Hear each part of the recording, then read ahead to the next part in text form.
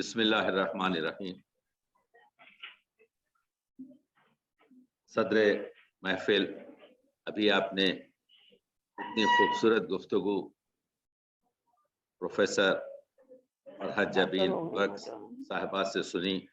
انہوں نے فراق گورکھپوری کے بہت اہم مسائل کو، جو ایک بحر ذخائر ہے، بہت ہی کم وقت میں ایک ساغر میں سمو دیا۔ اب اس ساغر سے میں قطرہ قطرہ جو ہے پھیلا کر اس چمنستان میں گفتگو کروں گا۔ بہت اچھے، بہت اچھے، ممنون۔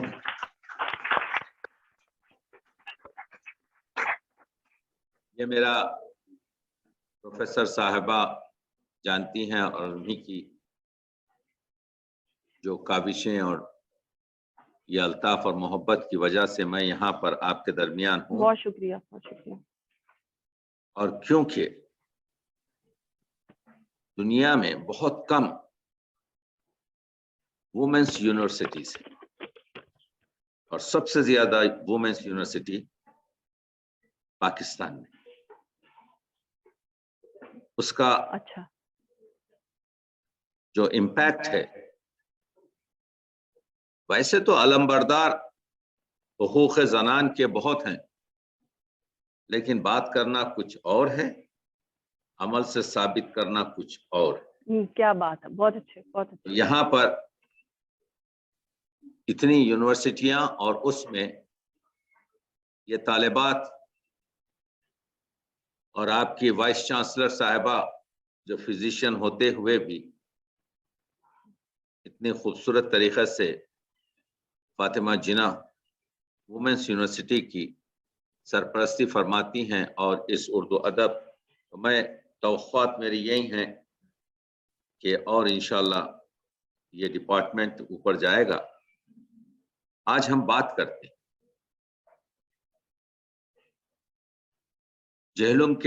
جہلم جو پاکستان کا ایک چھوٹا سا شہر ہے، اس سے اردو کے بڑے شاعر فراق گورکھپوری پر ایک بہت بڑا کام انجام ہوا۔ اس کا نام کلیات فراق گورکھپوری کامل تو صرف اللہ کی ذات ہے، لفظ ہم مبالغے میں استعمال کرتے ہیں، لیکن ابھی تک جتنے بھی مجموعے دیوان کے نام سے، کلیات کے نام سے شائع ہوئے، اس میں زیادہ سے زیادہ ہم نے دیکھا کہ 240 کے قریب غزلیں تھیں۔ اس کلیات میں 608 غزلیں۔ اس میں انتخاب تھا، انتخاب یعنی جو پبلشر چاہتا تھا جتنے شعر رکھے۔ بعض غزلوں میں ان کے 22-25 شعر بھی نظر آئیں گے، تو ہم نے کوئی انتخاب نہیں کیا، بلکہ انتخاب ہم چاہتے تھے کہ ہر شعر پیش ہو۔ ابھی تک 33-34 ان کی نظمیں شائع ہوئی تھی، ہم نے اس میں 82 نظمیں شامل کی۔ رباعیات آپ کو معلوم ہے، جس سے شہرت ہے فراق کی، روپ کے نام سے 1946 میں 351 رباعیات شائع ہوئی۔ لیکن اس سے پہلے جمیل جالبی نے رباعیات کے دور کو 2 حصوں میں تقسیم کیا، ایک 1929 سے 1946 تک، اور ایک روپ کے شائع ہونے کے بعد۔ تو کل اس میں رباعیات اس وقت 577 ہیں۔ ناقص اس وجہ سے ہے یہ کہ ہم کو بعض رباعیات نہیں ملی۔ گلبانگ کے مقدمے میں گورکھپوری لکھتے ہیں کہ میں نے 1000 کے قریب رباعیات لکھی، ہم کو صرف 577 اویلیبل ہوئی۔ ہم کو معلوم ہے کہ انہوں نے 52 رباعیات انقلاب چین پر لکھی تھی۔ تمام تجسس اور تحقیق کے باوجود 20 سے زیادہ رباعیات ہمیں نہیں ملی۔ کراچی کے دیکھیے، فراق گورکھپوری کا اس اسلام آباد میں اس کتاب کی رونمائی، فراق کے جتنے بھی چاہنے والے تھے اور سپورٹرز تھے، وہ 90% پاکستان میں دفن۔ صحیح نیاز فتح پوری ہوں، جنہوں نے فراق کو فراق کیا، ابھی جس کا ذکر آپ کی پروفیسر صاحبہ نے کیا، جوش ملیہ آبادی جی وہ بالکل پاکستان میں تھا۔ ہوں، اس کے علاوہ سبط حسن، ممتاز حسن، مختار زمان اور مجنون گورکھپوری، یہ سب پاکستان میں۔ مجنون گورکھپوری نے فراق کو آٹھ کپاری کہا۔ آٹھ کپاری کے معنی کیا ہے؟ کپاری یعنی ایک کھوپڑی میں 8 دماغ، یعنی کیا معنی؟ اس کے معنی یہ ہے، ڈاکٹر صاحب ہم آپ کا وقت نہیں لینا چاہتے، مجھے معلوم ہے کہ آپ کی جو ہے تشریف آوری ڈاکٹر صاحب میں رابطے میں رہوں گی، یہ پروگرام چلتا رہے گا جی انشاءاللہ۔ تو عرض یہ کر رہا تھا میں جی پلیز، کہ مجنون گورکھپوری نے ہاں فراق کو 8 کپاری کہا کہ یہ جینیس، یہ نابغہ روزگار 8 شخصیت کا حامل ہے۔ کینٹین سے اچھی چیزیں مل جائیں گی کوئی چائے کے لیے؟ اردو کا شاعر ہاں ہے، کیا منگوانا ہے کینٹین سے؟ یہ انگریزی کا معلم ہے، رول لے آئیں، فروٹ کیک ہوتا ہے ادھر، یہ نقاد ہے، یہ قطیب ہے، بس ٹھیک ہے، پیسے لینا یہ آپ، پیسے مجاہد مجھ سے لے لیں، آزادی ہے، تو وہ آپ نے چیزیں منگوا لینی یہ ہے، سر انگریزی کو کا بٹھا کے شاعر ہے۔ دفتر میں جو ہے نا وہ چائے شائے پلا دینی ہے، ٹھیک ہے؟ اور آپ دیکھ یہاں رہے سے ہیں جو ایک ہے نا وہ کہکشاں، سر کو پھر دفتر میں لے کے جائیں، چائے شائے پی لیں، تو پھر انہوں نے جیلم نکلنا ہے، تو پھر جیل سے، ٹھیک ہے چلیں۔ اچھا میں جو آپ سے کہنا تھا، ادھر ہی تقریروں کے لیے 1896 بلوا لیں، میں ڈاکٹر رحامہ نے بھی نہیں ہونا، اردو کی تقریریں فائنل فراق کر کے پیدا نا، ہوئے۔ ان کی بھی میٹنگ ہے یہ 1:30 علامہ بجے، اقبال سے 19 کہتی ہیں سال 2 بجے چھوٹے تھے بچوں کو عمر بلا، میں، 1:30 بجے کو انہوں نے اور آج ٹائم دے 1982 میں 85 سال عمر کر دہلی میں انتقال کیا۔ پیدا ہوئے گورکھپور میں اور مرے دہلی میں۔ ان کے باپ پرساد گورکھپور اردو اور فارسی کے شاعر تھے۔ تو معلوم یہ ہوا کہ فراق کا جو خاندانی جو پس منظر ہے کہ یہ ان کو ماحول ملا، ان کے باپ کی جو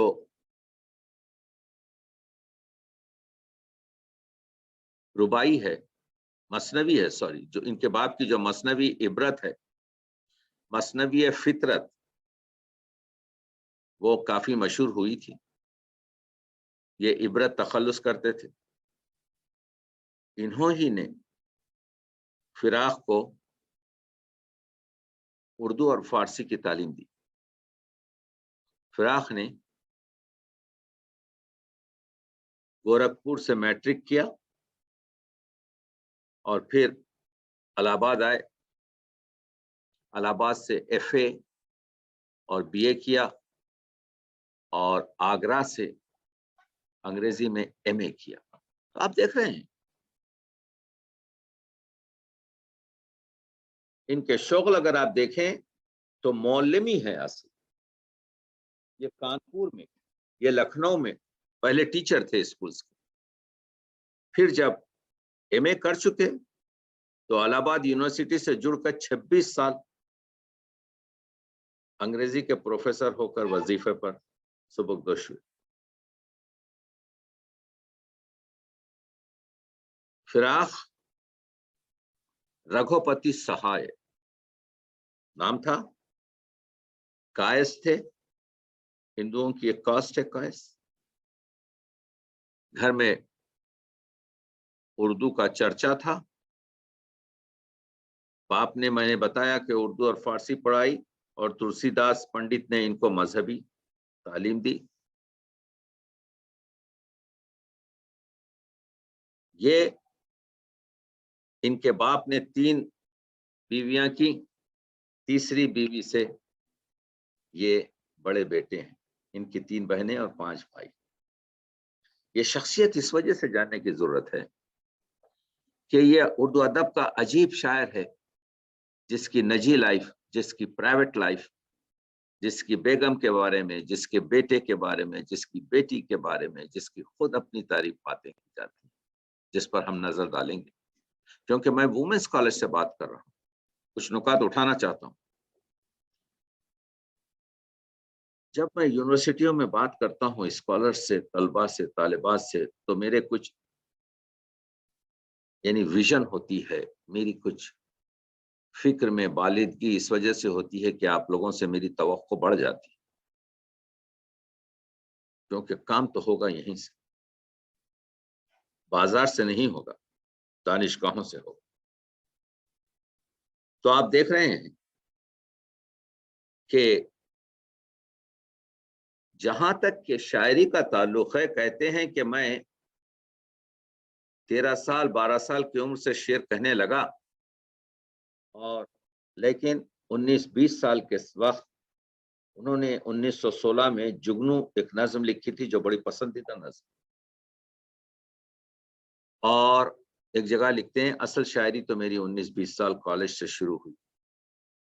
اس زمانے میں پولیٹیکل جو سیاسی جو ماحول تھا وہ عجیب تھا، انگریزوں کے خلاف ایک موومنٹ چل رہا تھا، تحریک موالات، یہ اس کے پارٹ ہوتے ہیں، اور 18 مہینے ان کو جیل ہوتی ہے، اور 18 مہینے جب ان کو جیل ہوتی ہے، اسی دوران ان کا چھوٹا بھائی بھی مر جاتا ہے، اور یہ جیل میں مشاعرے منعقد کرتے ہیں۔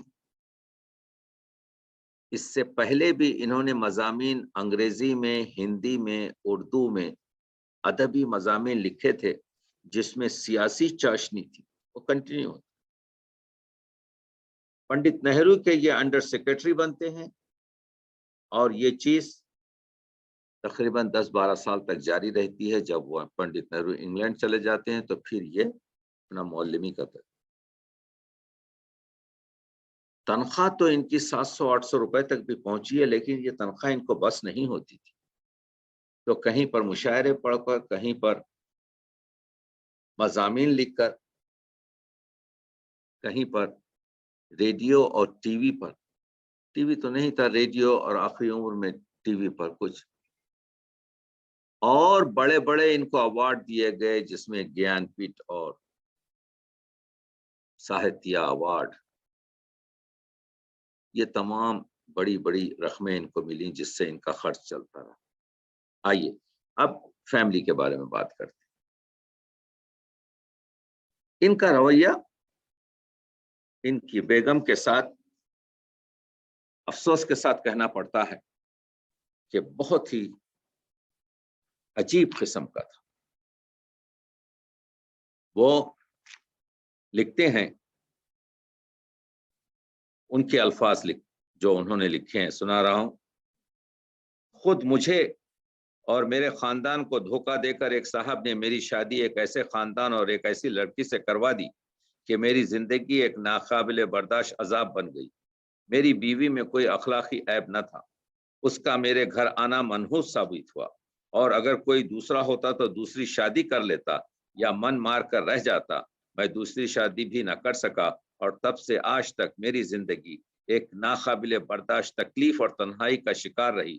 پورے 1 سال شادی کے بعد مجھے نیند نہیں آئی، اور عمر بھر میں اس تکلیف کو بھول نہ سکا۔ This is not acceptable۔ یہ توہین ہے، یہ ایک عورت کے مقام کے لیے عورت کی تذلیل نہیں ہے، لکھنے والے کے مقام گر جاتا ہے کہ جب آپ کی بیوی میں کوئی اخلاقی عیب نہیں تو منحوس ثابت ہونا۔ تو اصل میں مسئلہ یہ ہے، میں فزیشین ہوں، فراق ایک ذہنی مریض تھے۔ میں نے ایک آرٹیکل فراق فہمی میں لکھا ہے جو ابھی آپ کی نظر سے نہیں گزرا۔ میں نے بتایا کہ جو شخص یہ کہے کہ مجھے آئی پی ایس ایگزام میں نے پاس کیا اور مجھے کلیکٹری کی پوسٹ مل رہی تھی، میں نے کلیکٹری کی پوسٹ اس وجہ سے قبول نہیں کی کہ میری بیگم کہیں مجھ پر نازا نہ کریں کہ میرا شوہر کلیکٹر ہے، تو اس کو وہ ناز نہ کرنے کی وجہ سے میں نے کلیکٹری کی پوسٹ قبول نہ کی۔ اگرچہ انہوں نے آئی پی ایس، ان کے دوستوں نے کہا کہ ہم کو اطلاع نہیں ہے کہ انہوں نے آئی پی ایس کا کوئی ایگزام دیا ہے، وہ جو ہوتا ہے. تو آپ دیکھ رہے ہیں چھوٹا بیٹا ان کے اخلاق سے تنگ آ کر خودکشی کر مر گیا. بیٹی کی شادی ہو رہی ہے پشپا کی. ہندو کلچر میں اور کاسٹ کلچر میں ایک رسم ہے جو باپ ادا کرتا ہے. رات کا وقت تھا, کہا مجھے نیند آ رہی ہے, میں سو رہا ہوں, مجھے نہ اٹھانا. اپنے چھوٹے بھائی سے کہا کہ میری جگہ تم ہی رسم کو ادا. یہ نارمل چیزیں نہیں ہیں. کون سا باپ ہے جو اپنی بیٹی کی شادی میں یہ کام نہ کرے؟ نواسے وہاں سے ٹیلیفون کرتے ہیں گورکھپور سے کہ نانا ہم آنا چاہتے ہیں آپ کے پاس. الفاظ میں اردو صاف نہیں ہے, کہتے ہیں پہلے اچھی اردو یاد کرو اس کے بعد آنے کی ضرورت نہیں. ایسے ٹریجڈی یہ کیوں میں پیش کر رہا ہوں؟ پورے پکچر کو آپ لوگ اسکالرز ایک براڈ لائٹ میں دیکھیں.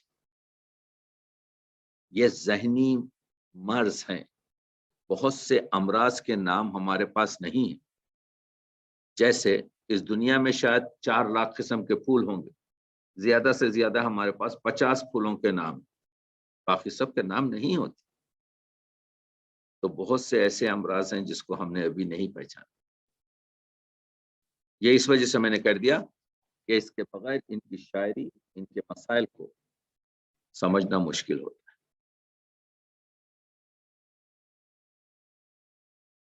تو میں یہ عرض کر رہا تھا,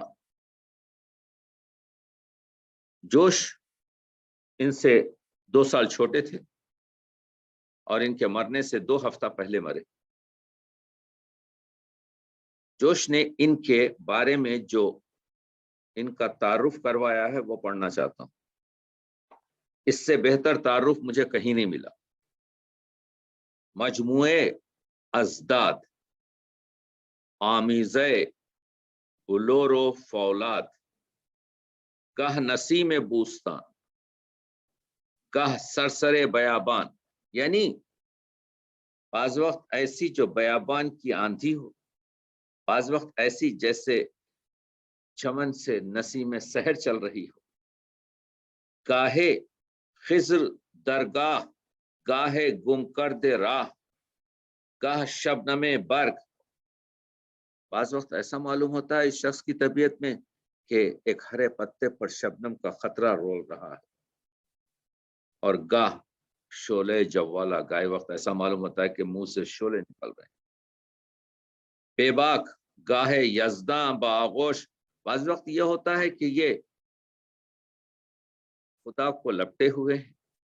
گاہ اہرمن بردوش, اور بعض وقت ایسا معلوم ہوتا ہے کہ شیطان کو اپنے کانوں پہ سوار کر کے چل رہا ہے. رند خدا خار, گوہر شاہدار, آسمان خوش لہجگی کے بدر, انجمن آگاہی کے صدر, اولیاء ذہانت کے قافلے سالار, اقلیم جرش نگاہی کے تاجدار, جودت پناہ نگاہ نقاد نگاہ, محبت جبریل, شاعر بزرگ و جلیل. اپنے فراق کو میں قرنوں سے جانتا ہوں, اس کی خلاقی کا لوحہ مانتا ہوں. مسائل علم و ادب پر جب وہ زبان کھولتے ہیں تو لفظ معنی کے لاکھوں موتی رولتے ہیں, اور اس افراد کے اس سامعین کو اپنی کم سوادی کا احساس. بہترین انٹروڈکشن دیا کہ اس شخصیت میں کیا چیزیں.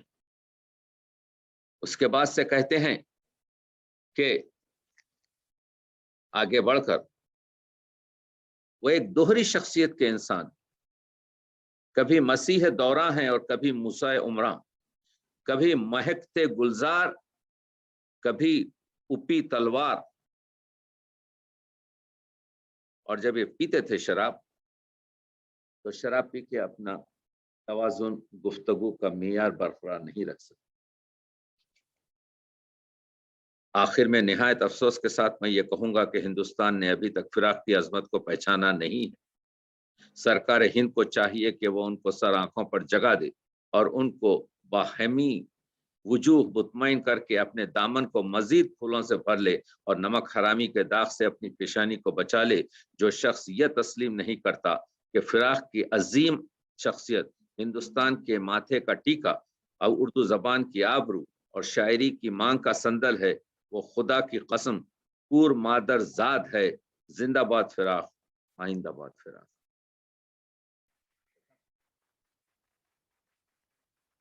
یہ انٹروڈکشن فراق کا اس دوست نے دیا۔ بھائی یہاں پر فراق غزل کے شاعر، کیونکہ مجھے ڈاکٹر صاحبہ نے کہا ہے کہ آپ لوگوں کو کافی وقت تک یہاں پر گفتگو میں شامل رکھوں، تو میں ذرا کچھ وقت اضافی لے رہا ہوں تاکہ یہ گفتگو کو کر لیں۔ تو جوش اور اس کا اشرف، آپ جانتے ہیں کہ مولوی نے دونوں کو کمپیئر کیا ہے۔ یہ 6-7 شعر سن لیں کیونکہ اس میں بہت سے نکات رکھے ہیں۔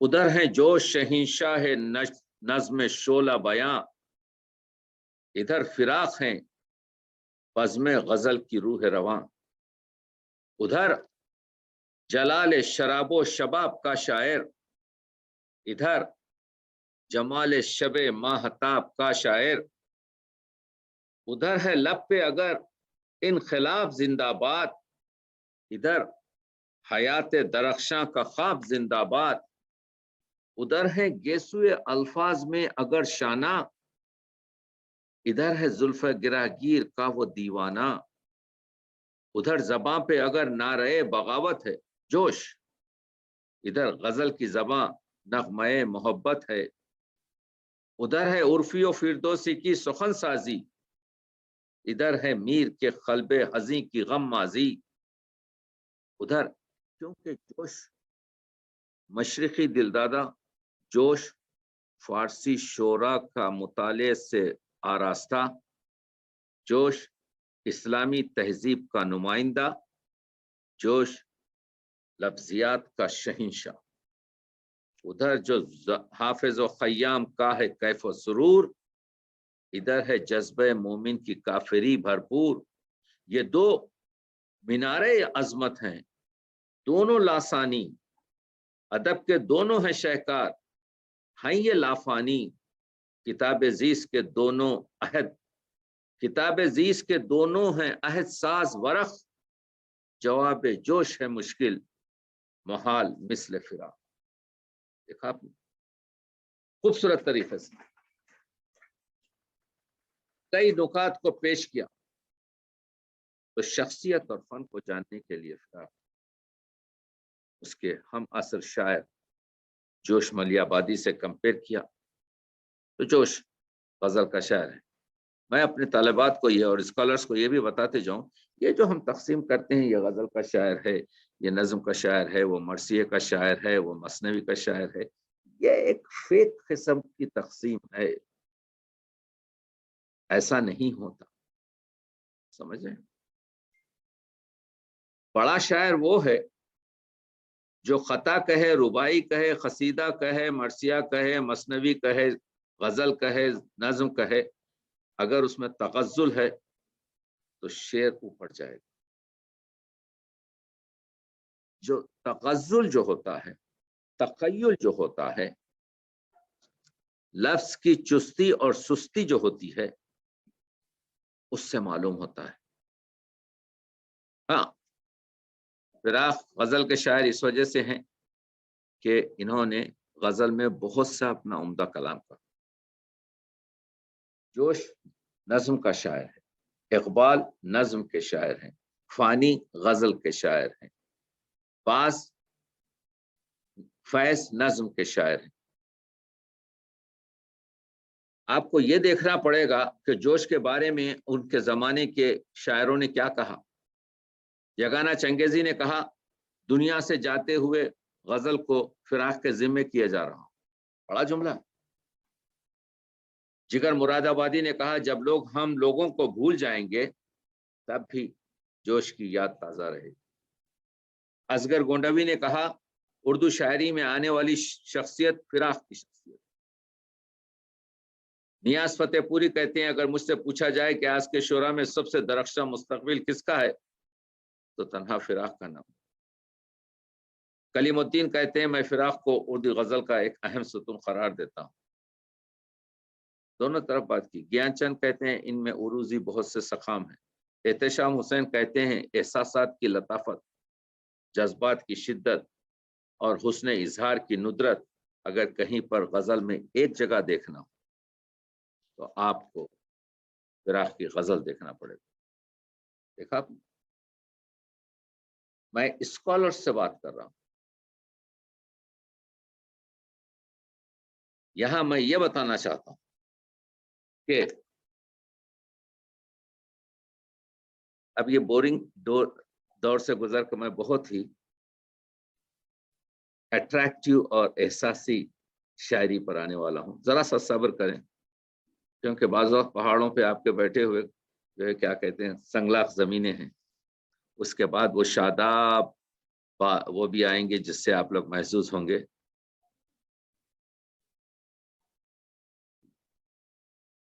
جی وہ اس وجہ سے کہ آپ لوگ جان رہے ہیں کہ یہ ہمارا جو کلچر ہے یہ مرد بنیاد کلچر ہے،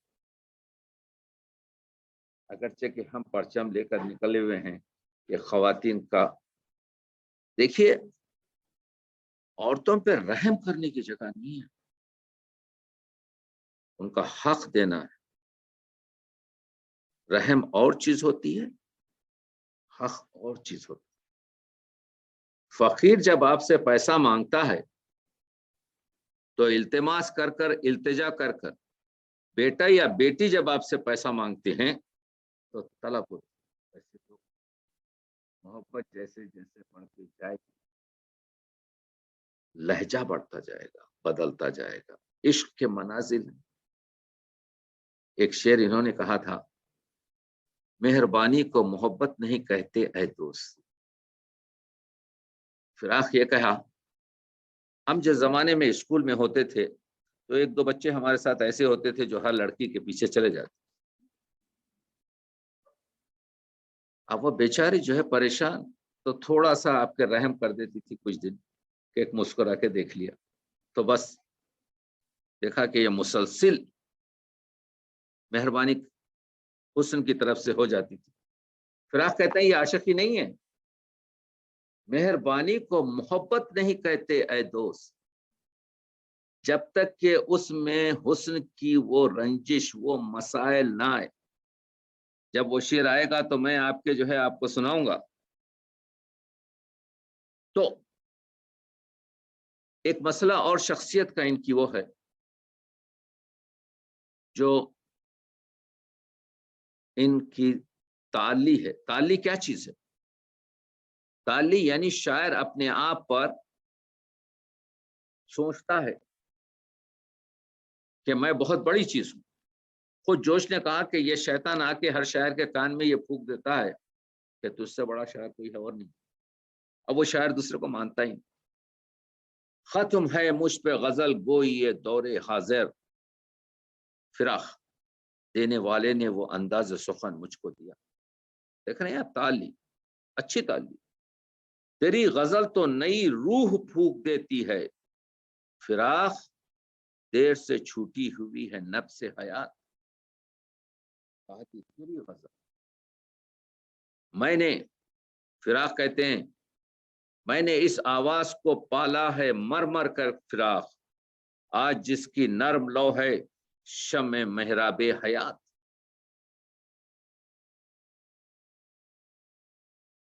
کار مرخص ساز نہیں فن شاعری، لیتا ہے لفظ لفظ غزل میں نیا جنم۔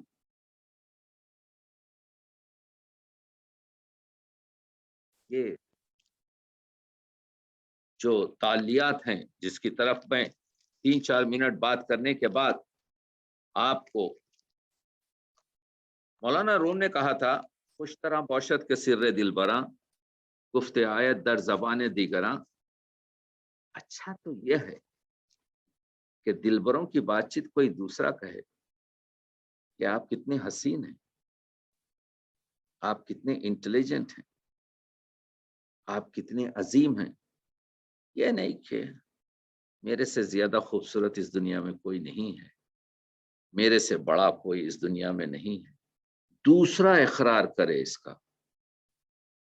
میر انیس نے کہا تھا کرتے ہیں تہی مغز ثنا آپ اپنی، جو ظرف کے خالی ہے صدا دیتا ہے، تو empty vessels make much noise۔ ہاں تعلی بعض شاعروں پہ جچتی ہے، میر تقیمی پر سارے عالم پہ ہوں میں چھایا ہوا، مستند ہے میرا فرمایا۔ یا غالب کہتے ہیں ذل بردار کس کس چرا بوشم، میں دوسروں کے دسترخوان کے بچے ہوئے ٹکڑے کیوں کھاؤں؟ من ہمام، میں ہما ہوں، میں وہ پرندہ ہوں جو آسمانوں میں اڑتا ہے، من ہما ہوں مگس چرا بوشم، کسی کے دسترخوان کی مکھی بن کرتے ہوں زندگی۔ یہ ٹھیک ہے،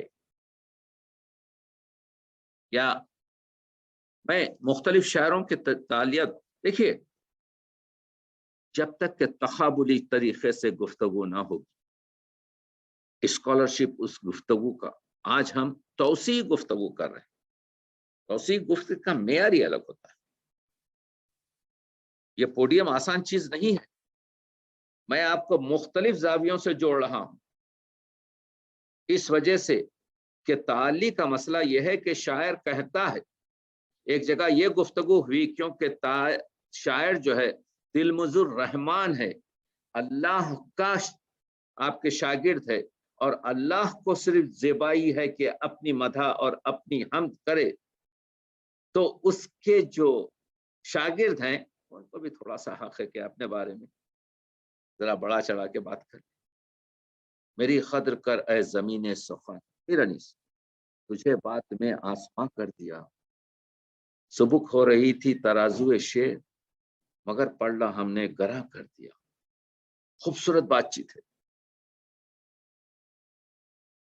اسی پر فراق کہتا ہے اے اہل ادب آؤ یہ جاگیر سنبھالو، میں مملکت لوح و قلم بانٹ رہا ہوں۔ دیکھ رہے ہیں آپ، ہم نوا کوئی نہیں ہے وہ چمن مجھ کو دیا، ہم وطن بات نہ سمجھیں وہ وطن مجھ کو دیا۔ لوگوں نے کہا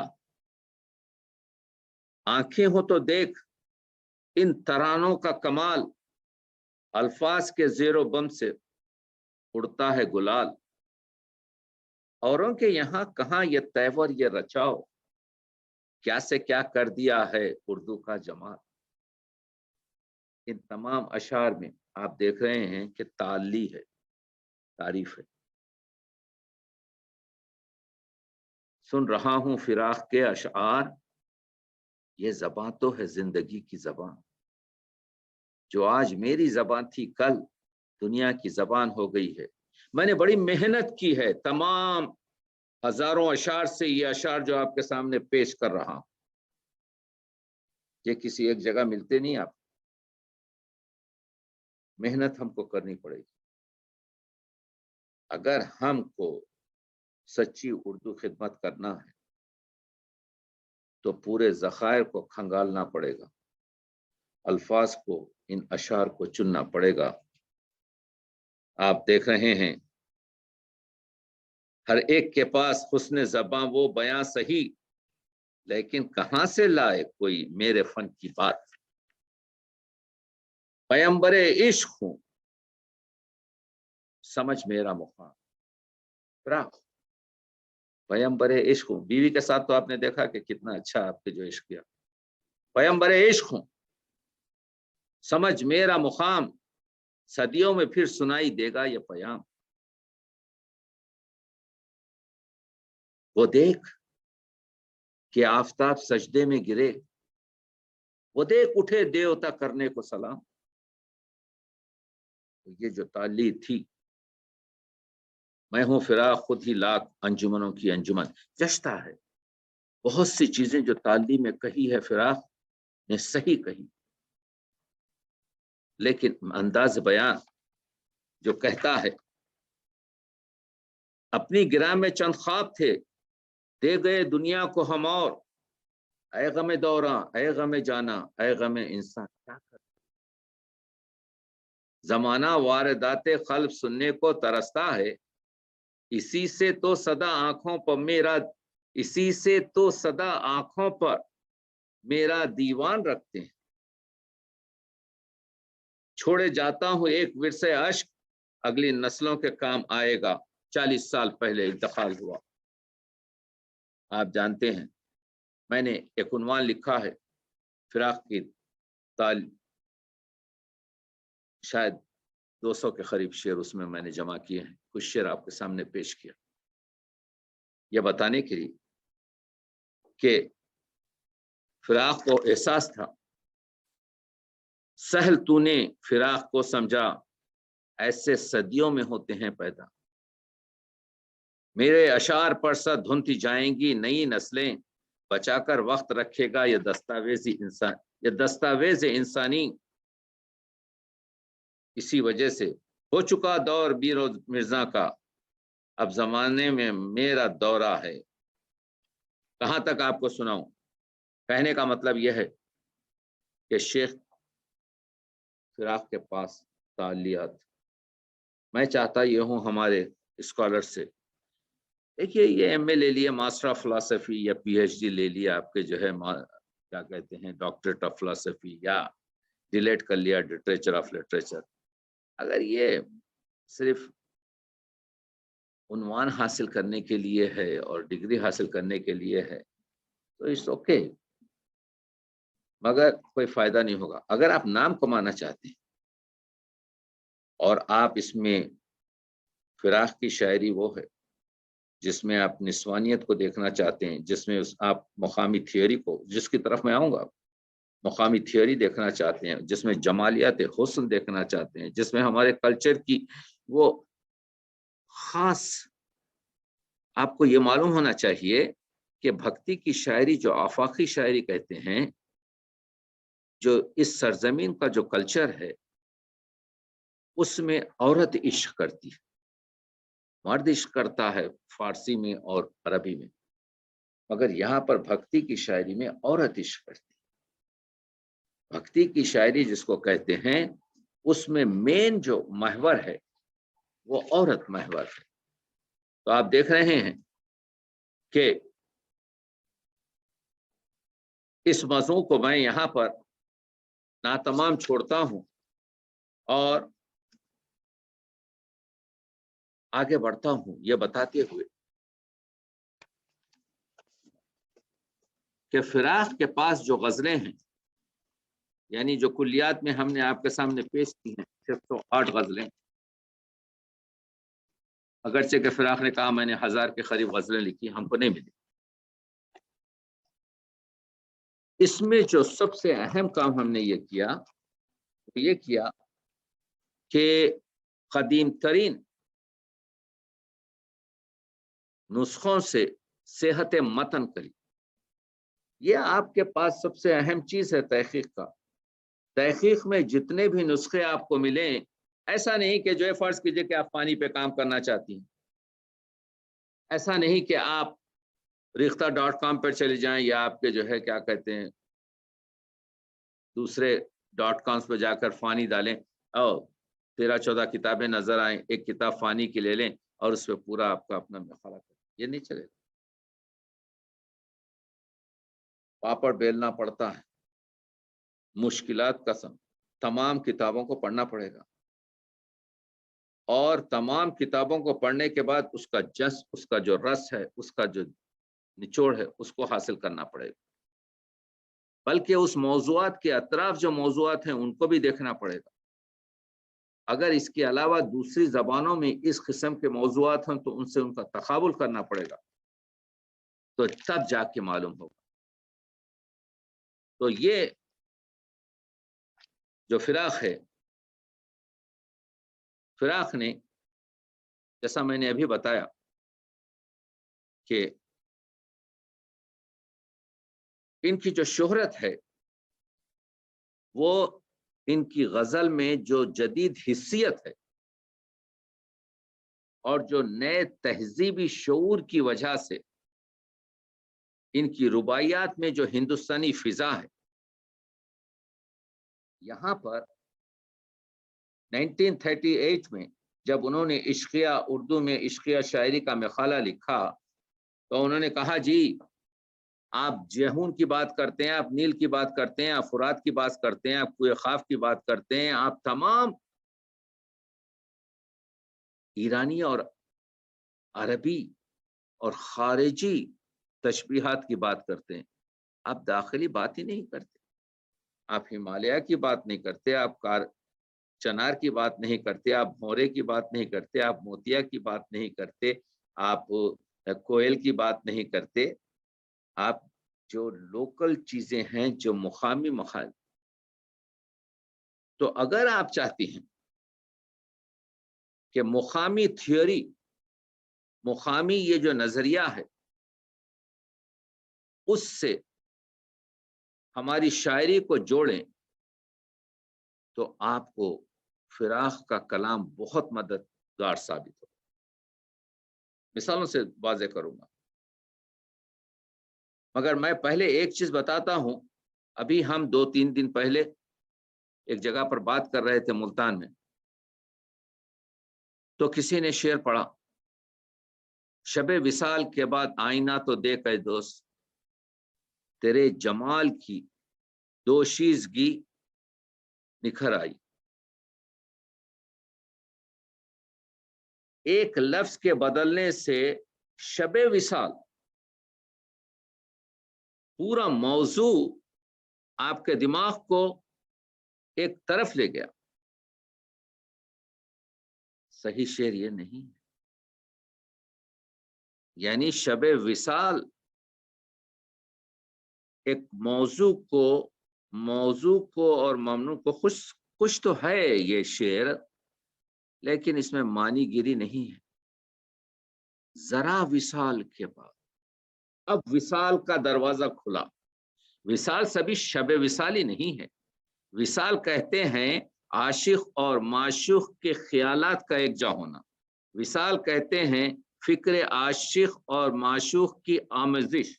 وصال کہتے ہیں دیدار، جلوہ نگاہی، فکری، یعنی ایک چمنستان ہے.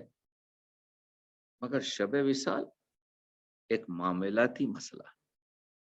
تو شعر میں متن کی بڑی اہمیت ہے. ایک لفظ نے اتنے عظیم شعر کو ذرا وصال کے بعد آئینہ تو دیکھ ہے دوشیزگی اگر شب وصال سے ملایا جائے تو معنی الگ ہے. دوشیزگی اگر وصال جو تصوفی وصال ہے اس کے ساتھ ملایا جائے تو پاکیزگی. تو معنی شعر کے کہاں سے کہاں بن رہے. لیکن یہ شعر کہا گیا اساطیری آپ کے تمدن میں، یہ شعر کہا گیا پوری طریقے سے جمالیات کی تاریخ میں. آپ جا کر اجنتا کے اور ایلورا کے آپ جب غار دیکھیں گے تو آپ کو معلوم ہوگا. دیکھیں ہماری تہذیب جو ہے اسلامی تہذیب جس میں حسن جو ہے حجاب میں ہے، مگر بر صغیر کی جو میں مقامی تھیوری کی بات کر رہا ہوں، بر صغیر کی جو تھیوری ہے اس میں عورت کا جو بدن ہے وہ مرکز، یعنی صرف نگاہ شہوت نہیں بلکہ مرکز عبادت بھی بن جاتا ہے اور اس کو برا مانا نہیں جاتا. آپ کو اس تنازع میں دیکھنا چاہیے جب 351 رباعیات فراق نے 1946 میں روح کے نام سے شائع کی تو ہماری اسلامی تہذیب کے نمائندے نقاد نواب جعفر علی خان اثر نے وہ نکال کے پڑھیے آپ کے جو ہے ان کا مضمون. اس مضمون میں انہوں نے آپ کے بتایا کہ یہ ہمارے تمدن سے کسی طریقے سے میل نہیں کھاتا. ہمارے فراق صاحب نے کوک شاستر کا منظوم ترجمہ کر دیا. نہیں سمجھنے سے بہت بڑے نقاد ہیں ہمارے نواب جعفر علی خان اثر، لیکن انہوں نے اسلامی تنقید کی عینک سے دیکھا. ضرورت اس چیز کی ہے شاعری میں آپ شعر کو شاعر کے منصب سے دیکھیں. جمالیات کا وہ حسن جو پیش کیا اس نے وہاں پر کہتا ہے کہ وہ حسن کہ کامدیو بھی شرمائے، یعنی حسن کی جو تعریف کی جاتی ہے، اب جیسا میں آپ کو پیش کر رہا ہوں، دیکھیے ہندو کلچر میں بہت عظیم کلچر، اساطری کلچر میں، ہزاروں سال کی ہسٹری میں اگر دیکھا جائے، وہ بدھ مت ہو یا جین مت ہو، اسلام تو بعد میں آتا ہے، اس سرزمین میں جتنے بھی ادیان آتے گئے، وہ بدھ مت ہو، جین مت ہو، ہندو مت ہو، اسلام ہو، ان سب نے اپنے اپنے نشوخ اس کلچر میں، اس مقامی تھیوری میں چھوڑے۔ تو کسان ایک پریمی، ایک ہم جیسے ایک فیملی کے لوگ بیٹھ کر اب آج کس اس میں ایک ٹیبل پہ کھاتے ہیں، پرانے زمانے میں یہ چیز نہیں تھی، مگر جب ہوتا ایک موقع ملتا کہ وہ پریمی اپنے عاشق کے ساتھ، اپنے شوہر کے ساتھ کھانا کھاتی، تو اب سنیے 4 مصروں میں، پریمی کے ساتھ کھانے کا وہ عالم، پھلکے پہ وہ ہاتھ جس میں نازک میں وہ خم، لقمے کے اٹھانے میں کلائی کی لچک، دلکش کتنا ہے منہ کا چلنا کم کم۔ دیکھا، ایک چھوٹے سے واقعے کو بیان کر رہا ہے شاید، ہماری تہذیب، یہ تہذیب ہے، وہ مرد ایسا کھاتا ہے، کیا کہتے ہیں آپ کے نوالا ایسا چباتا ہے جیسا اخروٹ توڑ رہا ہے، سمجھ، اور کھول کر اور پورا۔ یہاں پر پریمی کے ساتھ کھا رہی، لقمے کے اٹھانے میں کلائی کی لچک، دلکش کتنا ہے منہ کا چلنا کم کم، یعنی معلوم بھی نہیں ہو رہا وہ کھا رہی ہے۔ اور دوسری طرف آپ دیکھیے، ایسا معلوم ہو رہا پورا دنیا دیکھ رہی ہے اخروٹ چبا رہا، سمجھ۔ تو یہ ہماری پریمی کو بخار اٹھ نہیں سکتی ہے پلک، بیٹھی ہے سرانے مانند مکھڑے کی دمک، جلتی ہوئی پیشانی پہ رکھ دیتی ہے ہاتھ، پڑ جاتی ہے بیمار کے دل میں ٹھنڈک۔ ہم مقامی تھیوری کی طرح بیان کر رہے ہیں، ہم بر صغیر کی صنف نازک کی، اب وہ گاؤں میں وہ جو دہی کو متنا اور بنانا، سنیے، اور وہ ہاتھ لگاتے ہوئے اپنے بالوں میں کبھی مکھن کا ٹکڑے بھی آ جاتے ہیں، اب اس کو کہتے ہیں شاعری جو دقیق طریقے سے دیکھا جاتا ہے۔ متی ہے جمے دہی کو رس کی پتلی، رس جو ہے سنسکرت لفظ، بھرت منی نے آج سے 2500-3000 ہزار سال پہلے کہا 8 رس ہیں، یہ غصہ، یہ غم، یہ خوشی، یہ پورے رس مل جائیں گے۔ رس کی پتلی یعنی جذباتی وومن، جس کو آپ کہہ سکتے ہیں سرتپا آپ کے جذبات۔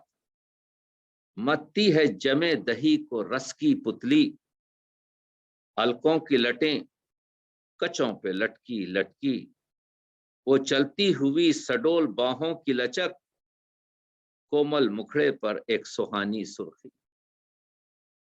اردو کی عشق و شاعری میں فراق نے ہم سے کہا، شاعرو تم اگر چاہتے ہو اپنی شاعری کی جڑوں کو اس زمین میں پوری طریقے سے جڑ دو، تو یہ ہندی کے اور جو محلی زبانوں کے جو خوبصورت الفاظ ہیں، 2000-2500 وہ الفاظ کو استعمال کرو۔ دیکھیں، شوہر گیا ہوا ہے، ساجن سے آنسو سے بھرے بھرے وہ نینا رس کے، شاعر کی دیکھیے، یہ پریمی کے یہ معشوق عاشق کے، میں نے بتایا بھکتی کی شاعری آفاقی شاعری ہے، بھکتی کی شاعری میں عورت آپ کے جو عشق کرتی ہے، ہماری اردو اور فارسی شاعری میں ہمارا محبوب جو ہے مرد ہے، مرد عاشقی کرتا ہے، مرد یہاں پر پورا الگ چیز ہے۔ آنسو سے بھرے بھرے وہ نینا رس کے، وہ خوبصورت جذباتی آنکھیں جس میں آنسو بھرے ہوئے، ساجن کب اے سکھی تھے اپنے بس کے۔ عورت کہہ رہی ہے کہ میرا ہسبینڈ کب میرے اختیار میں تھا، یہ چاندنی رات، یہ برہا کی پیڑا، جس طرح الٹ گئی ہو ناگن ڈس کے۔ اختیاروں میں بات ہو رہی ہے، اختیارات جو، تو یہ جو شاعری کی گفتگو میں کر رہا ہوں یہ بتانے کے لیے کہ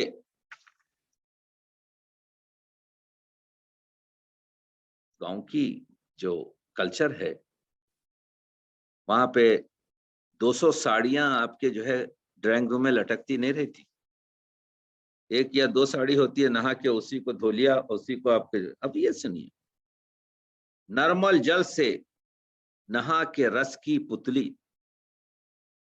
میں روپ کی رباعیات پیش کر رہا ہوں، میں مقامی تھیوری سے اس کو جوڑ رہا ہوں، ڈیپ اس وجہ سے نہیں جا رہا ہوں کہ آپ لوگ اشاروں پہ سمجھ رہے ہیں، تو مجھے کہنے کی ضرورت نہیں ہے بے کے نیچے 1 نقطہ، پے کے نیچے 3 نقطے ہوتے، وہ آپ لوگوں کو معلوم ہے۔ نرمل جل سے، صاف پانی سے، نہا کے رس کی پتلی، بالوں سے ارگجے کی خوشبو لپٹی، ستسنگ دہنش کی طرح باہوں کو اٹھائے، پھیلاتی ہے الگنی پر گیلی ساڑی۔ ایک منظر پیش کیا، اتک اس وجہ سے ہو گیا کہ اس میں ماں، عورت کے جو مختلف روپ ہیں، بیٹی ہے، زوجہ ہے، بہن ہے، اور سب سے اہم ماں ہے۔ ماں کے سامنے یہ پورے جتنے بھی پوزیشنز ہیں، روپ کے معنی یہی ہیں، عورت کا روپ مختلف ہے۔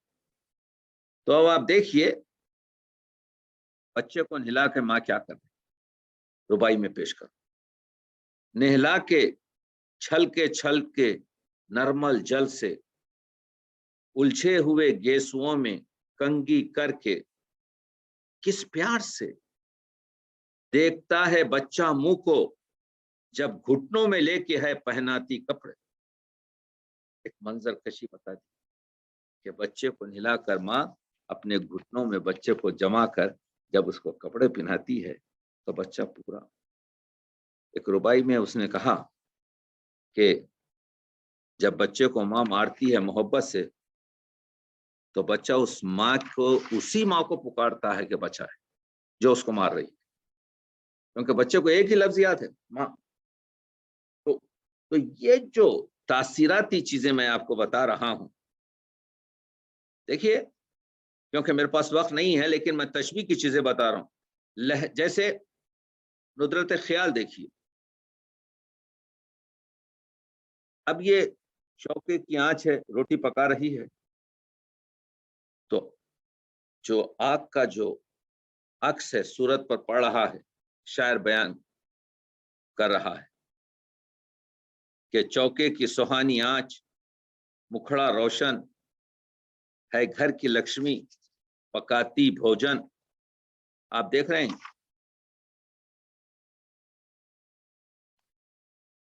دیتے ہیں گھر چھلی کا چلنے کا پتہ، سیتا کی رسوائی کے کھنکتے برتن۔ یہ دیکھیے آپ کو پسند آئے گا کہ بتانے کی کوشش یہ کر رہا ہوں کہ کس طریقے سے شاعر نے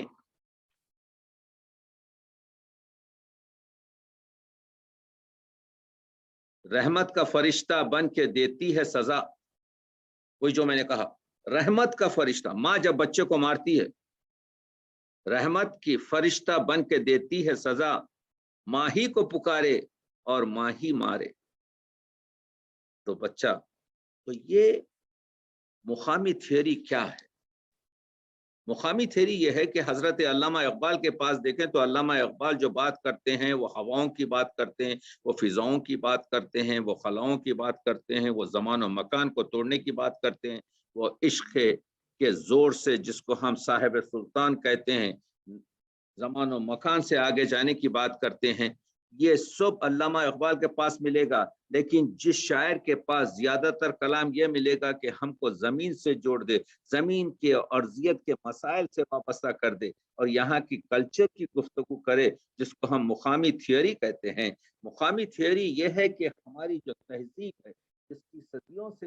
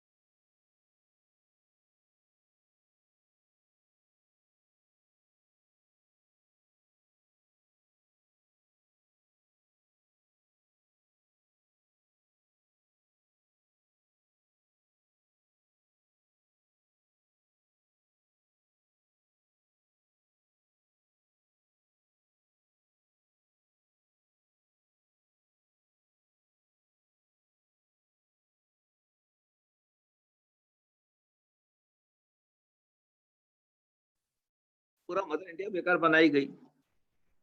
وہی اگر وہ خاتون آپ کے جو ہے وہ چودھری سے شادی کر لیتی تو نہ رہے بانس نہ بجے بانس، کوئی مشکل ہی نہیں ہوتی تھی. آپ نے بھائی پوری فلم تو بنائی گئی ہے اسی مرکز پر. وہ بر صغیر کی عورت کا جوہر ہے جس نے اپنی وقار، اپنی عزت، اپنا جو عصمت ہے اس پر پوری دنیا کو جو ہے وہ قربان کر جائے اور وہ سمجھ ہی نہیں سکے. تو معلوم یہ ہوتا ہے کہ مقامی تھیوری کو مقامی لوگ پوری طریقے سے درک کر سکتے ہیں.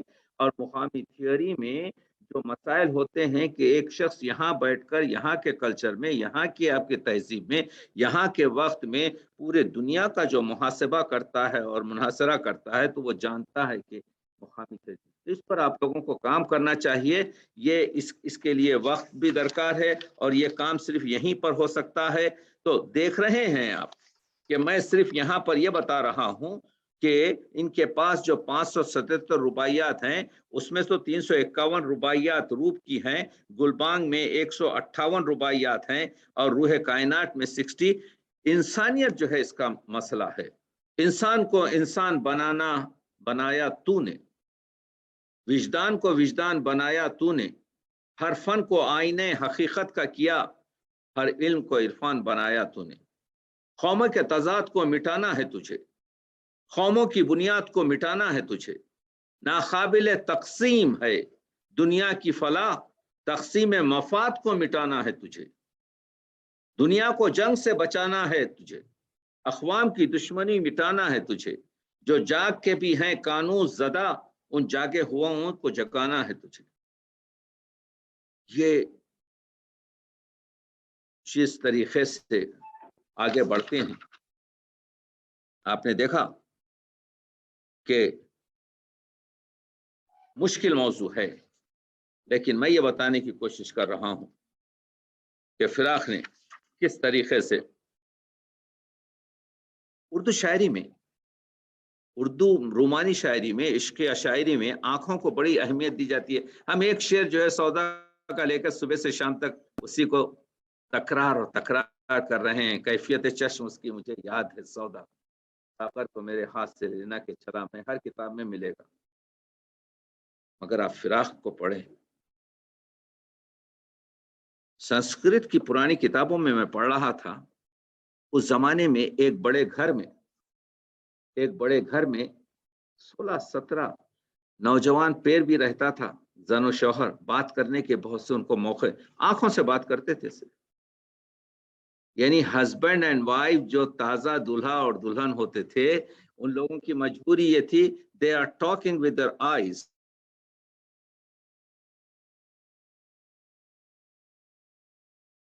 آنکھوں سے آواز سے دوسرے لوگ سمجھ جائیں. تو ان کی جو بات ہوتی تھی وہ خوبصورت بات, اب وہ کتنے مطالب ہوں. ایک ڈانس ہوتا ہے جس کو کتھکلی کہتے ہیں ساؤتھ میں, اس صرف آئی موومنٹ سے. تو باڈی لینگویج میں آئی موومنٹس جو ہیں, ہمارے پاس ترچھی نگاہ اور فلاں فلاں ہے, ایول آئیز وغیرہ جو کچھ بھی کریں, لیکن چھلکاتی ہیں پریم کی گلانی آنکھیں, صد میکدہ در بغل شرابی آنکھیں, ہر شام چراغ شبنستان جمال, ہر صبح چمن چمن گلابی آنکھیں. دیکھیں آپ, شاعر نے راتوں کی جوانیاں نشیلی آنکھیں, خنجر کی روانیاں کٹیلی آنکھیں, سنگیت کی سرحدوں پر کھلنے والی پھولوں کی کہانیاں رسیلی آنکھیں. یہ جو مسائل ہیں, بھولی ہوئی زندگی کی دنیا ہے کہ آنکھ, دوشیزہ بہار کا فسانہ ہے کہ آنکھ, ٹھنڈک خوشبو چمک لطافت نرمی, گلزار ارم کا پہلا تڑکا ہے کیا. اس تو آپ دیکھ رہے ہیں, چلمن میں مجا کی گنگناتی آنکھیں, چوتھی کی دلہن کی سی کچھ لجاتی آنکھیں, یہ مد بھری آنکھ یہ نگاہیں چنچل ہے پیکرے نازنی کے حافظ کی غزل, تاروں کو بھی لوریاں سناتی ہوئی آنکھ, دوشیزہ کنول سے مسکراتی ہوئی آنکھ. ایک موضوع میں نے بیان کیا, اسی طریقے سے درجنوں موضوع انہوں نے گفتگو کی ہے. وہ جو موضوع ہے ہم جو تو فراق کے پاس دراصل آپ دیکھ رہے ہیں کہ یہ رباعیات کی جو فضا ہے, یہ ہندوستانی آپ کے جو فضا ہے, اس کے انفرادیت کے یہ مالک ہیں. اور عشقیہ شاعری کے جو مسائل پیش کیے ہیں, فراق تنہا وہ شاعر ہے, کیونکہ مجھے غزل پر بھی بات کرنا ہے, کہ ہمارے پاس جو روایتی غزل ہے, روایتی غزل کے بعد جو جدید غزل ہے, جدید غزل کے بعد جو مابعد جدید غزل ہے, اور مابعد جدید غزل کے بعد جو معاصر غزل ہے. تو آپ دیکھ رہے ہیں جدید غزل میں, میری طرف متوجہ رہی, وہ میرا بجتے رہتا ہے, وہ ساز آپ کے جو ہے بند ہو جاتا ہے. جدید تو جدید عشق غزل کیا ہے؟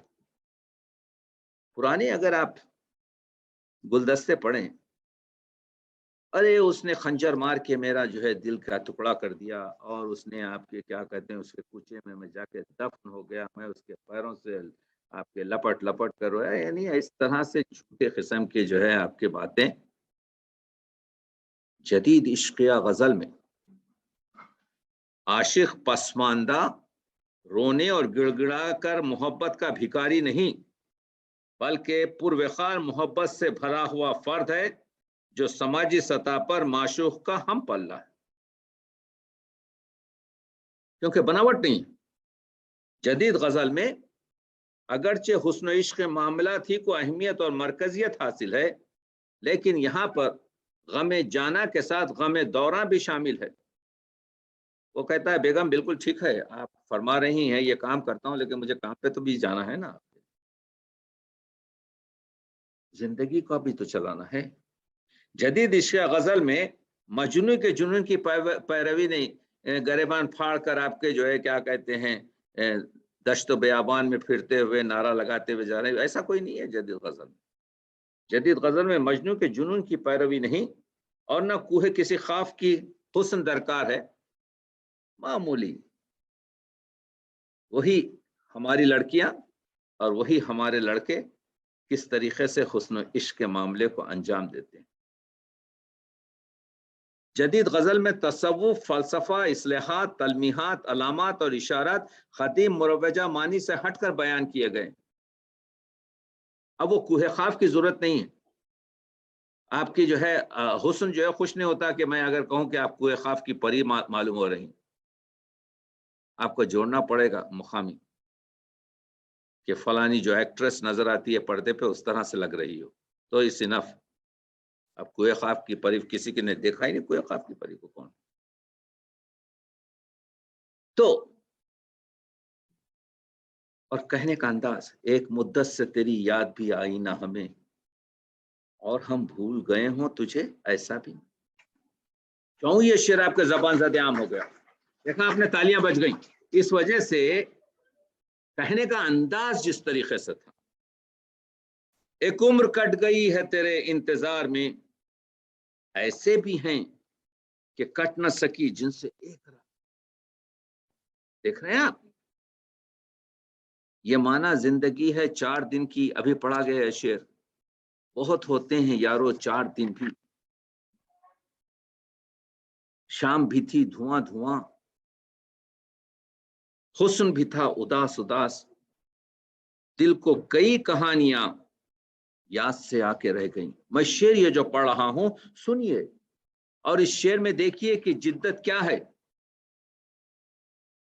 استعارات میں بات کی ہے، کبھی آپ نے بیمار، سب بیمار ہوئے ہیں نا ہم، وہ رات بھی یاد ہے جب ہم بیمار ہوئے ہیں۔ اس دور میں زندگی بشر کی بیمار کی رات ہو گئی ہے۔ بیمار کی رات کٹتی ہوئی نظر نہیں آتی، بیمار کی یاد میں تنہائی ہے، بیمار جانتا ہے سب سو رہے ہیں۔ بہت پہلے سے ان قدموں کی آہٹ جان لیتے ہیں، تجھے اے زندگی ہم دور سے پہچان لیتے ہیں۔ غرض کے کاٹ دیے زندگی کے 2 دن اے دوست۔ دیکھیے رومانی شعر پڑھ رہا ہوں، کہنے کا انداز الگ ہے، تہذیب سے جڑا ہوا ہے، مقامی تھیوری سے وابستہ ہے، نئے طریقے سے بات ہو رہی ہے۔ عاشق جو معشوق کو کہہ رہا ہے، معشوق اس کو درک کر رہا ہے۔ عشق بڑی نعمت ہے، میں آپ کو بتاؤں، جس نے عشق نہیں کیا اس نے کچھ نہیں کیا دنیا میں، بہت بڑی نعمت ہے، مگر ہو تو عشق۔ اگرچہ کہ کہا گیا عین شین و خاف راں اندر کتب اف تفسیر نہیں، یہ 3 لفظ سے جو عشق بنتا ہے، ہوس اور چیز ہے۔ ایک شخص آتا ہے 1000 سال پہلے، ابو الخیر صوفی شاعر اپنے خانقاہ میں بیٹھے ہوئے ہیں، 80 سال سے عمر زیادہ ہو گئی ہے، ستون سے لگ کے بیٹھے ہیں۔ ایک شخص آتا ہے، آ کے پوچھتا ہے، آغا در خوب رخاں چے بینی، ایک خوبصورت چہرے میں کیا دیکھا جائے؟ در خوب رخاں چے بینی، اس خوبصورت چہرے میں کیا دیکھو؟ جواب نہیں دیتے، سمجھتا ہے شاید سننے میں، بآواز بلند پوچھتا ہے، آغا در خوب رخاں چے بینی، ایک ہی لفظ اضافہ کرتے، جواب دیتے ہیں، تا چے بینی، کس حد تک تو دیکھ سکتا ہے؟ اگر تو بلحوث ہے تو وہ 4 انچ کے چہرے میں ناک اور آنکھ کا نقشہ دیکھے گا، لیکن اگر تیری سوچ میں گہرائی ہے، گہرائی ہے، دیکھنے کا انداز اتنا ہے، تو اس میں معرفت کی آپ کے صنائی خدا دیکھے گا، تو اس میں حسن ازلی دیکھے گا، تو اس میں مالک کی آپ کے ثنا دیکھے گا، کس قدر تو ڈیپ اور کس قدر تو گہرا اور کس قدر تو اس کو دیکھ سکتا ہے، یہ تیری قوت پر ہے، تچے بینی۔ تو معلوم یہ ہوا کہ جو ہوتے ہیں انداز ہوتے ہیں، فراق کہتے ہیں جو زہر الہل ہے، امرت بھی وہی، لیکن معلوم نہیں تجھ کو، انداز ہے پینے کے، یعنی امرت اور زہر ایک ہی ہے، لیکن پینے کا ایک انداز ہے۔ تو یہ جو کہہ رہا ہے کہ بہت دنوں میں محبت کو یہ ہوا معلوم، जो तेरे हिज्र में गुजरी वो रात रात हुई। फिराक की ज्यादातर शायरी शब में हुई है, रात में हुई है। खुद लिखते हैं 60-70% शायरी मेरी रात में हुई है।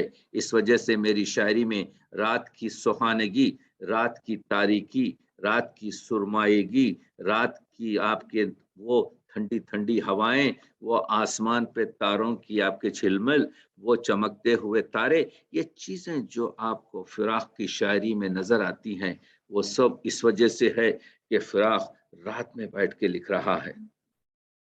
जो तेरे हिज्र में गुजरी वो रात रात हुई।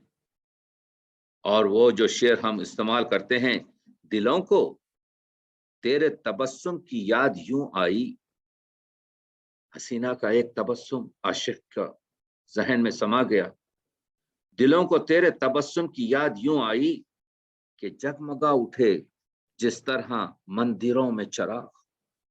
इस्तियारे आप देख रहे हैं, कैफियत आप देख रहे हैं, इश्क की शायरी आप देख रहे हैं।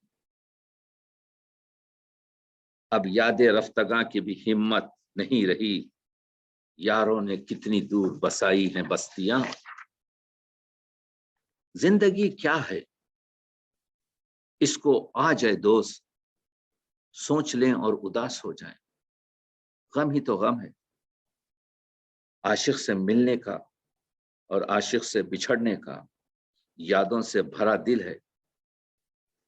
जिंदगी क्या है इसको आ जाए दोस्त, सोच लें और उदास हो जाएं।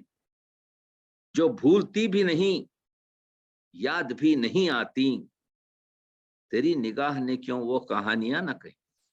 कहने का अंदाज देखिए, रूमानी शायरी में जो चीज ना कहना है उसको ना कहे कह देना शायरी की जान। देख रफ्तार इनकलाब फिराक कितनी आहिस्ता और कितनी तेज। यूं ही फिराक ने उम्र बसर की, कुछ गमे जाना कुछ गमे दौरां। अब दौरे आसमां है ना दौरे हयात है, ऐ दर्द हिज्र तू ही बता कितनी रात। इस पुरसिश गम पे तो आंसू निकल पड़े। आशिक मिलता है बहुत मुद्दत के बाद अपने बिछड़े हुए माशूक से। शायर यहां पर पेश करता है, इस पुरसिश गम पे तो आंसू निकल पड़े। क्या तू वही खुलूस सरापा है आज? क्या तेरा इश्क का मियार वही है जो तू पहले मुझसे मिला करता था?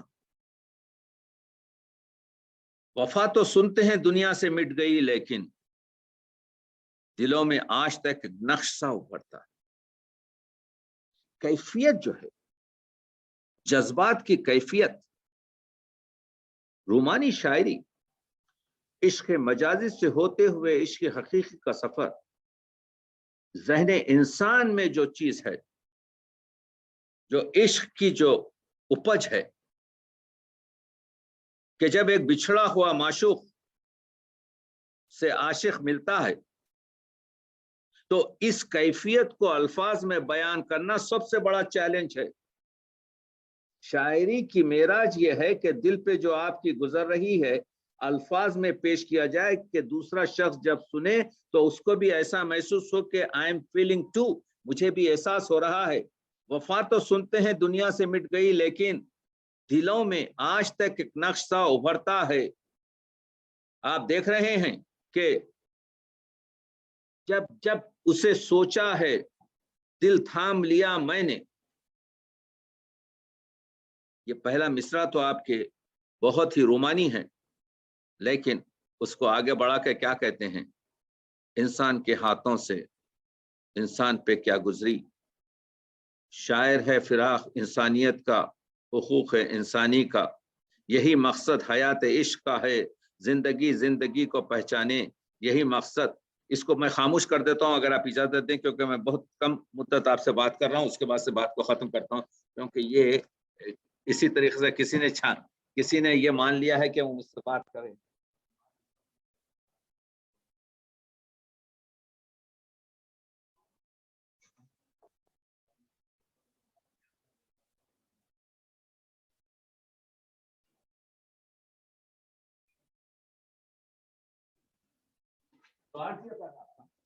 میں اب آپ کا دھیان نہیں لیتا اگر کیونکہ موضوع بہت مشکل اور موضوع بہت طویل ہے.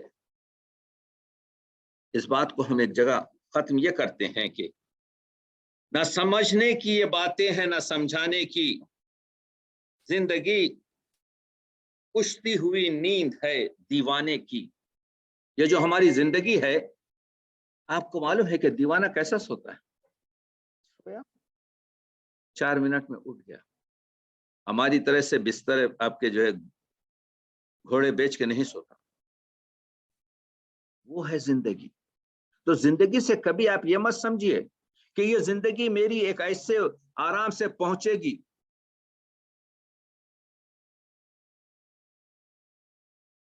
یہ کیا ہے بھائی؟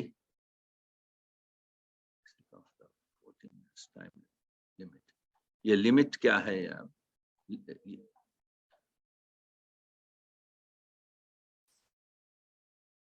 دیکھیے کیا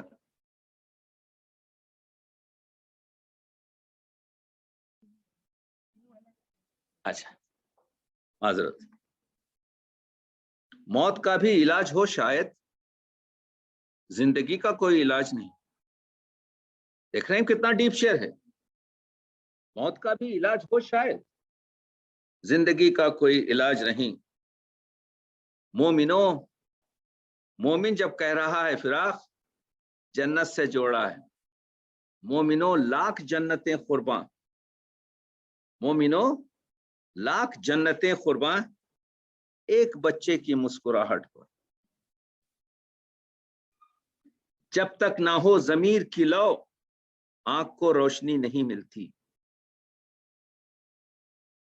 عرش سے ہے بلند یوں تو بشر ایک مشت غبار ہے اے دوست. تو اقبالیات کے ڈکشن بڑی آفاقی شاعری کی بات جو انہوں نے پیش کی ہے.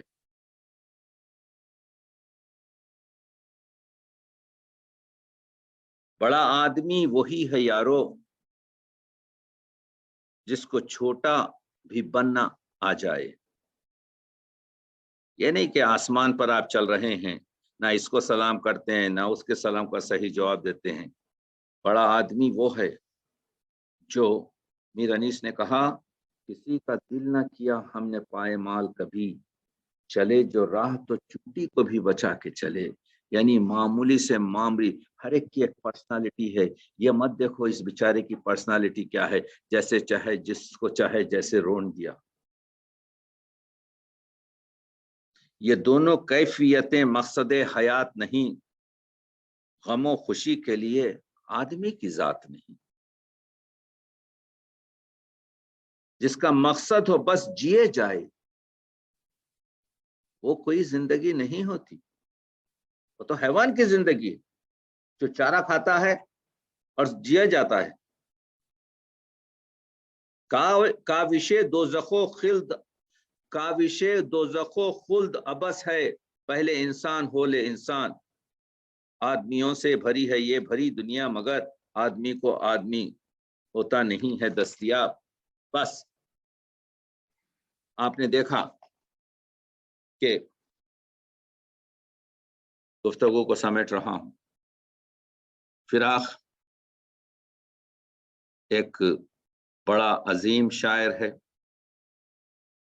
فراق اردو اور انگریزی کا شاعر ہے. فراق کی زندگی میں اگرچہ کہ فراق نے نظمیں بہت خوبصورت کہی ہیں، رباعیات بہت خوبصورت کہے ہیں، دوہے بھی 50 سے زیادہ آپ کو ملتے ہیں، لیکن فراق دراصل غزل کا شاعر ہے. فراق نے جو غزل ہے اس میں بھاشا اور سنسکرت زبان سے یہاں کا مقامی جو جمالیاتی رنگ ہے اور اساطیری اثر ہے اس کو قبول کیا، جس کے بہت سے شعر میں نے آپ کو سنائے۔ فراق نے جہاں پر منظر کشی کی ہے وہاں پر مغربی شعرا، وہ ورڈسورتھ ہو یا شیلی ہو یا آپ جانتے ہیں کہ کیٹس ہو، رومانٹک شعرا مغربی، کیونکہ انگریزی کے ایم اے تھے، انگریزی کے پروفیسر تھے، 25 سال الہ آباد یونیورسٹی میں انگریزی کی پروفیسرشپ کی، تو منظر کشی کے جو نئے زاویے بھرے وہ مغربی شعرا سے لیا۔ تو پھر فراق نے اردو شعرا سے کیا لیا، جس کا کہتے ہیں کہ میں پروفیسر ناصری رشید لکھنوی کے شاگرد تھے۔ جب فراق جوان تھے، جب گئے ہیں الہ آباد، تو ناصری نے کہا میاں سنو، میر کو پڑھو۔ تو فراق لکھتے ہیں میں بہت ممنون ہوں پروفیسر ناصری کا کہ انہوں نے مجھے کہا کہ میر کو پڑھو۔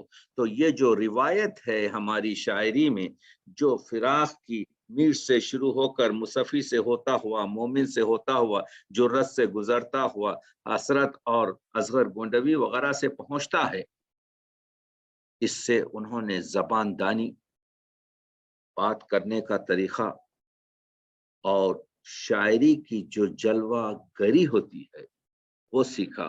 ان تینوں چیزوں کو ملائیں تو فراق کی شاعری بنتی ہے۔ تو فراق وہ شاعر ہے، جب یہ دھیان آئے گا ان کو تم نے فراق کو دیکھا ہے، یہ جو مشہور شعر ہے کہ ہم اثروں سے کہتے ہیں کہ فخر کرو گے، یعنی دنیا کے فراق، تو آپ لوگوں نے جنہوں نے فراق کو نہیں دیکھا، میں نے جو فراق کو نہیں دیکھا، تو ہم اگر کلیات فراق دیکھ لیں تو یہ بھی ہمارے لیے فخر کی بات ہوگی۔ تو فراق وہ شخص ہے۔ ہم نے فراق کی نثر پر بات نہیں کی، ہم نے فراق کی مختلف نظریاتی تھیوریز پر بات نہیں کی، ہم نے فراق کی دوسری جو شعرا دوہوں پر بات نہیں کی، ان کی نظموں پر بات نہیں کی، ان کی کیا کہتے ہیں جو عشقیہ شاعری وغیرہ کی جو روداد ہے اس پر بات چیت نہیں کی۔ ہم نے ان کی زندگی پر، ان کی شخصیت پر، ان کی چند روپ کی رباعیوں پر، ان کی جو روح کائنات کی رباعیوں کی، اور ان کی رومانیت اور انسان پر جو اشعار ہیں، صرف اسی مختصر چیزوں پر بات کی اور ہمارا وقت تمام ہو گیا۔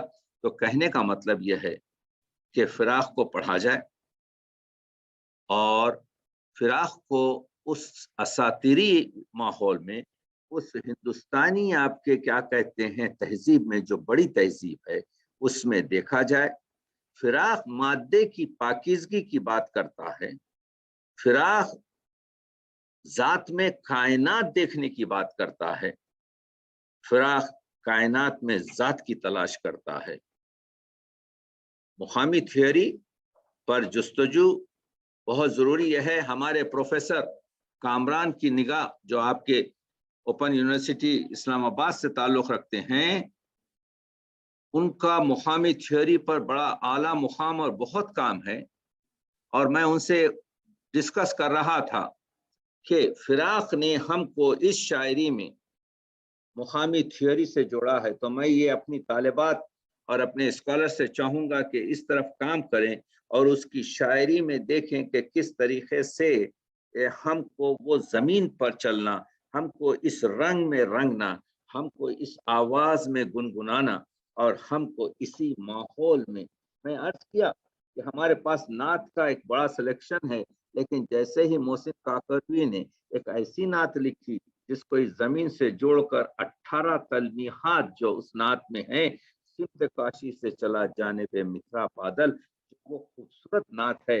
اس کی خوبصورتی کا راز یہ بھی ہے کہ اس میں مقامی تھیوری کے اثرات ہیں کہ کس طریقے سے اس زمین سے عشق محمد کو جوڑا، کس طریقے سے اس زمین سے رحمت عالم کو آپ کے جو ہے ملایا۔ تو فراق وہ شاعر ہے جس کا پڑھنا ہمیں بہت کچھ سکھا سکتا ہے۔ ان کی نظمیں بہت عالی ہیں، ان کے جملوں کو اور نکات کو میں نہیں پیش کر سکا، لیکن انشاءاللہ جب میری فراق فہمی ہوگی تو اس پر کھل کر بات کروں گا، کیونکہ میں نے بتایا کہ یہ بات چیت اس مختصر وقت میں طویل ہوتے ہوئے بھی نامکمل رہے گی۔ بہت بہت آپ لوگوں کا ممنون۔